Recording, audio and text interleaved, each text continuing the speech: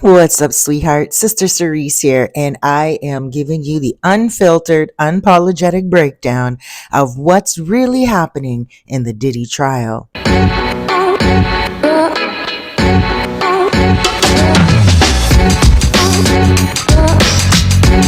We're at the halfway mark right now, and sweetie, this courtroom drama has everything: celebrities, violence, secret settlements, and stories that will make your jaw hit the floor. Side note, did you know that Diddy was taking pills with Obama's face stamped on them? Hmm, maybe there's a little deeper rabbit hole to that one. Anyway, but here's the question on everyone's mind. Is Diddy actually getting off? Or are the feds loading up for a last minute takedown? You know, you got to get your fork because I am serving up receipts right now. Let's look first at who has already testified. Cassie Ventura, the original whistleblower. Her testimony was intense. She spoke on years of emotional abuse, physical violence, being forced into sex acts with strangers, and Diddy allegedly drugging and controlling her. She said he filmed everything and paid people to keep quiet. She wasn't just painting a picture. Look, she handed the jury the whole canvas. Then there was Kid Cudi. Yes, the day and night rapper. Cudi testified that his car mysteriously blew up in his driveway after he started dating Cassie, and shortly after Diddy found out. He also said Diddy apologized years later at a Hollywood event. Allegedly, supposedly, but if true, that's mafia movie level intimidation. All right, Cassie's mom. She did really good. Regina Ventura. Mama had the receipts. Yes, she testified about photographing Cassie's bruises, and even said Diddy demanded 20,000 from her at once, only to give it back later. That speaks to the chaos Cassie was living in. Then there was the makeup artist, Myla Morales. She helped Cassie escape after a violent incident in Miami. Her testimony lines up with the abuse timeline.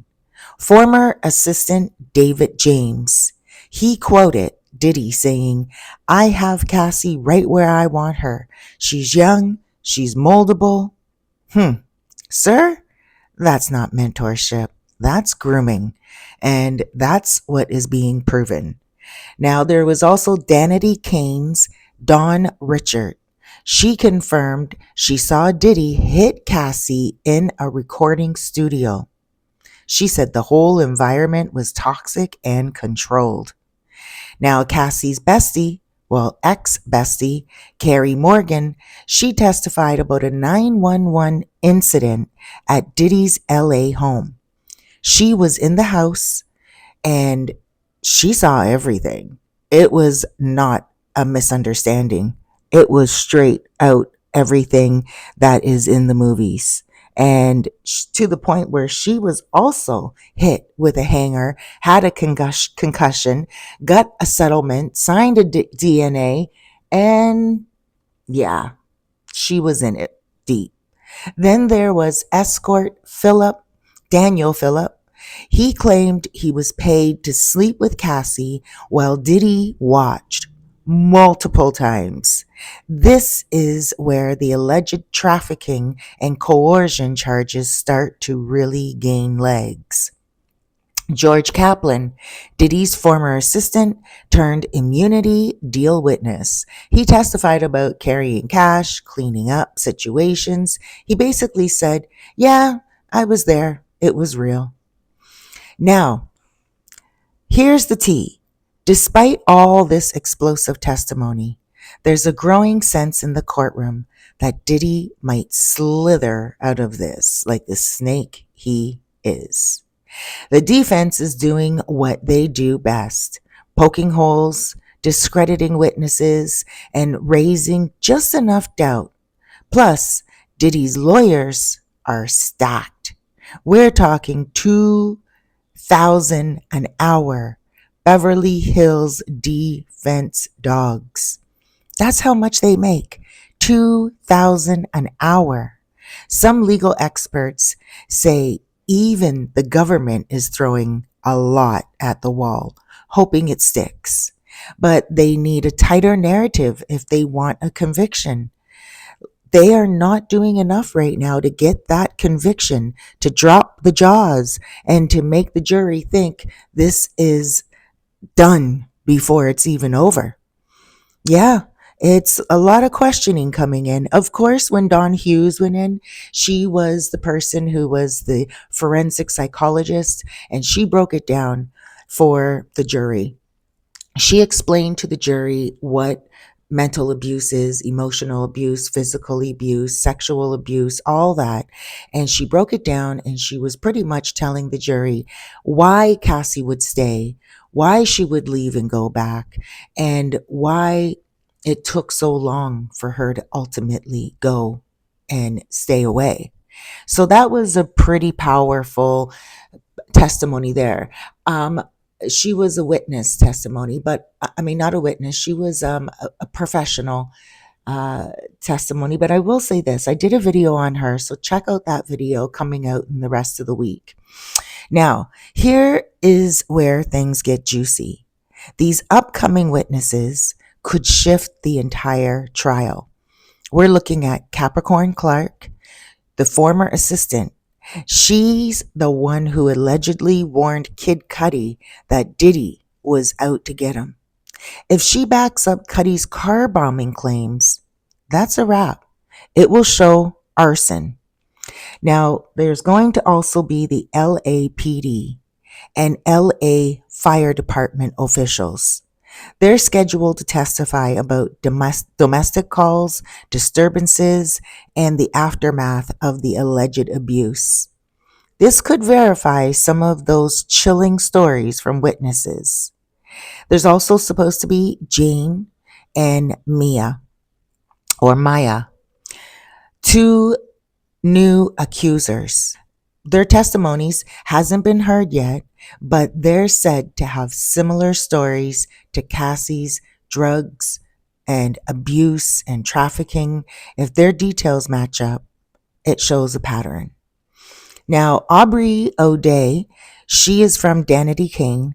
There may be something that will prevent her from testifying. People are expecting her to testify, but she has said that she has not been in New York yet for that. She is visiting New York right now, but she's been loud online for years about what she saw while working with Diddy. If she brings that same energy to the stand, Diddy better clench his teeth. Now, unnamed male escorts are going to be there. They're expected to share what really went down in those wild mansion parties. Their testimony could highlight the coercion side and show that it wasn't all consensual. Folks, it is not looking all that great right now for Diddy, but it's also not looking that bad. You know, like, I don't know. So where does this all leave us right now? The case is expected to wrap up by July 4th.